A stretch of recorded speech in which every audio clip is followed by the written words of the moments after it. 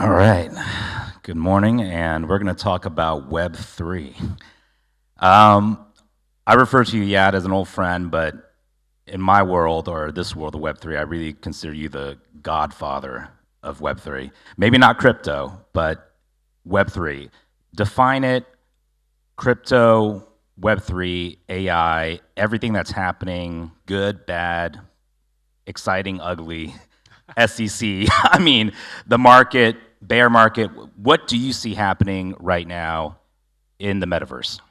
So first, the way that we define Web3 basically is the web of ownership. It's the next iteration of the internet. It's where everyone has the ability to have digital property rights, the way that we can own our digital assets. We can talk a little bit about what that means for content creators. But just to give a state of the market, because I think when people talk about Web3 in the metaverse, they often get confused with sort of Zuckerberg's version of the metaverse, which hasn't really worked out very well. Right now, for instance, when you think about sort of the economic activity, the total value in the Web3 crypto space is $1 trillion at this moment in time. Even when people talk about how NFTs aren't doing so well, first quarter it was $4.7 billion of sales in NFTs, and there's new innovations that are actually happening in these versions of NFTs, like what's happening with Friendtech, for instance, which in the last month generated over $300 million of sales just by itself. But that's something that people who aren't in the space actually don't see, so they sort of look at some of the media reports and don't understand that the space actually is quite vibrant still. Down from before, but definitely vibrant. And the key element that makes Web3 work so well is not the fact that billions of dollars are generated. That's, of course, meaningful. But it's the fact that 90 to 95% of the value that's generated from the NFTs go directly to the hands of the creators and owners of these NFTs.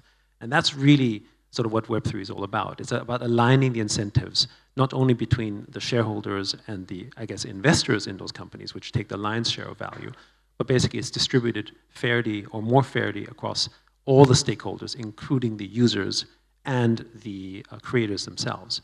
So for instance, big models out there in Web 2, the revenue does go to the platforms, but how much of the revenue of that platform is actually shared with the end users who actually create value? Because the network effects generated from these systems come from the end user, right? If a user doesn't use Instagram, if nobody uses Instagram, Instagram doesn't have value, it doesn't generate data, it doesn't generate these assets. And so in Web3, it basically gives that back. And that's really why we think Web3 will ultimately win.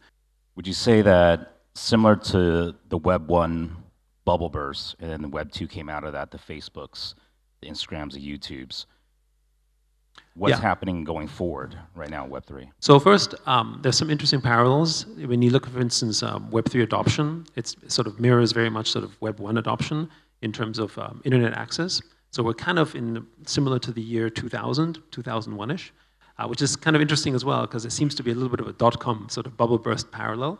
But one of the other interesting things to compare against is that the utility is on the increase. So you just have to look at the number of smart contracts that are going online. You have to look at the number of sort of users that are basically sort of opening wallets. That number is increasing. But the value itself basically went in classic speculative fashion a little bit ahead of itself. And that's kind of a little bit like what the stock market did in the dot-com bubble. But that didn't mean that the products and services that were built at that time weren't actually relevant. We all back then laughed at buying groceries online, and we said pets.com, who would do that kind of stuff, right? And now that's what we do. We buy everything online. But of course, it maybe took 10, 20 years to have that happen. And Web3 is kind of following that same evolution. But we think it's going to be faster because we're already online and we're already basically digital dependents.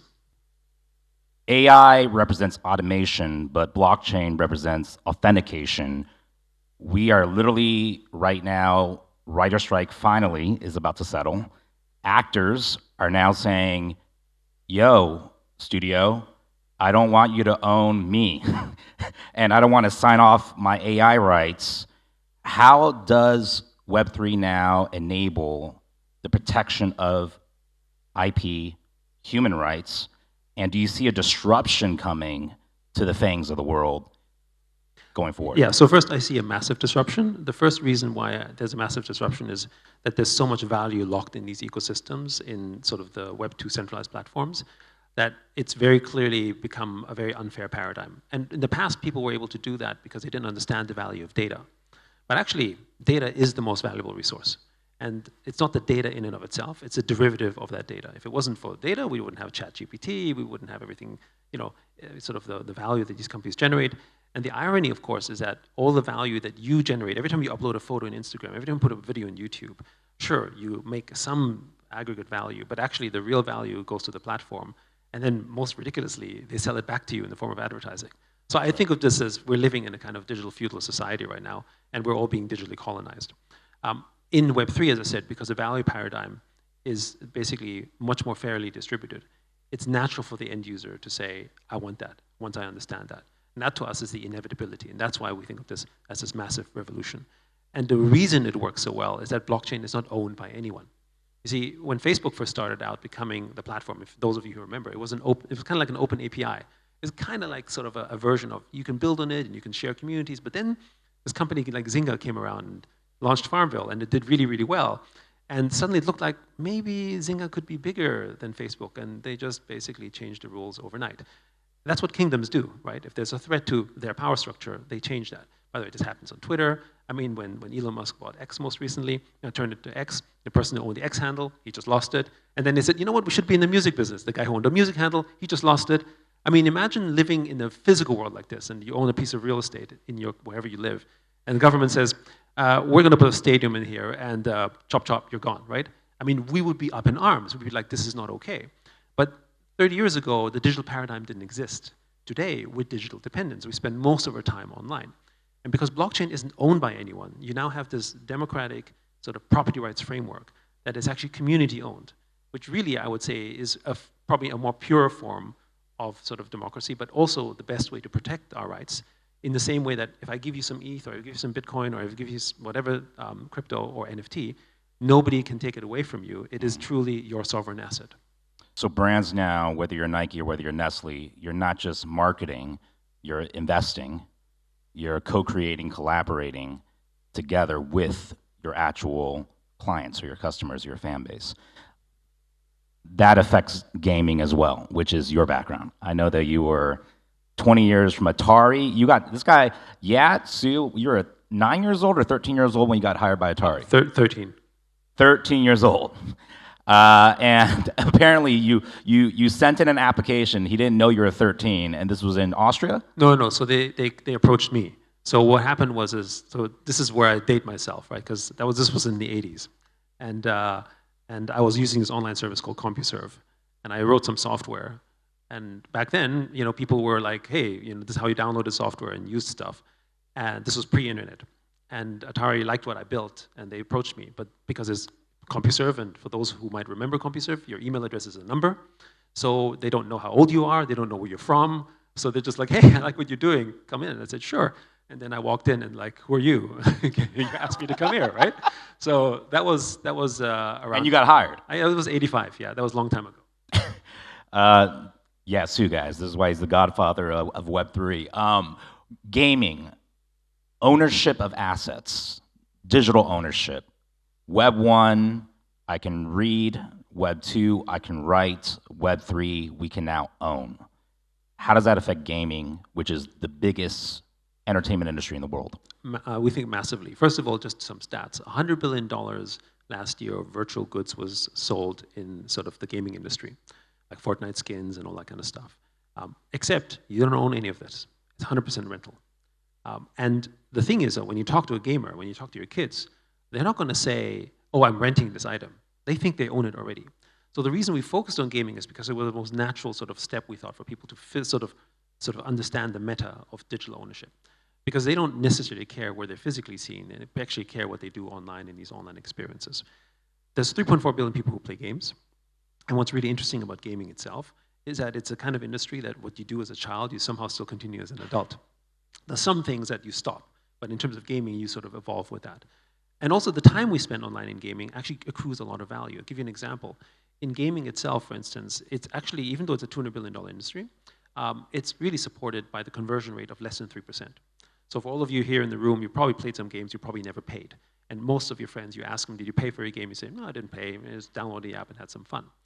You're the 97 to 98%. It's the 1 to 3% that drive the billions of dollars of value. And they pay a lot of money because they find that form of entertaining.